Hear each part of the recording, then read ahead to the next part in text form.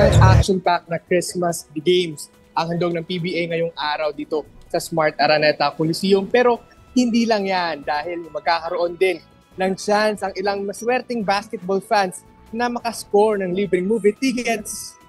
Mahigit 200 maswerteng fans na nakaupo sa upuang may The Kingdom t-shirt ang magkakaroon ng chance manalo ng libreng tickets at t-shirts para mapanood ang Metro Manila Film Festival movie na The Kingdom sa Gateway Cineplex 18. Kasalukuyan naglalaro na ngayon ang Meralco Bolts na naglalaro sa kanilang first ever Christmas Day game at looking to bounce back mula sa kanilang pagkatalo kontra Blackwater noong December 12. Activated na rin si Alain Maliksi at Akil Mitchell para tulungan ang Bolts na masecure ang kanilang win mamaya.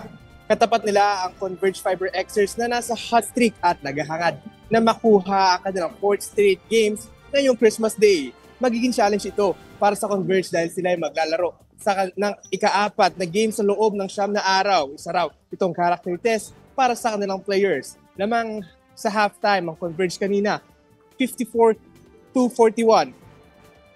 Chiki Jovi Mase, mamaya naman ay aabangan talaga isa sa Manila Clasico na inaabangan talaga ng mga tao tuwing Christmas Day. It's Manila Clasico. It's gonna be Barangay Ginebra versus Magnolia Hotshots. No? Barangay Ginebra is looking to regain their winning ways at tinatarget na may angat ang kanilang team standing to a 4-2 win-loss record. Samantala, ang Magnolia Hotshots naman ay gusto ipagpatuloy ang kanilang pagkanalo sa huling game. Inaasahan na both teams will go hard mamaya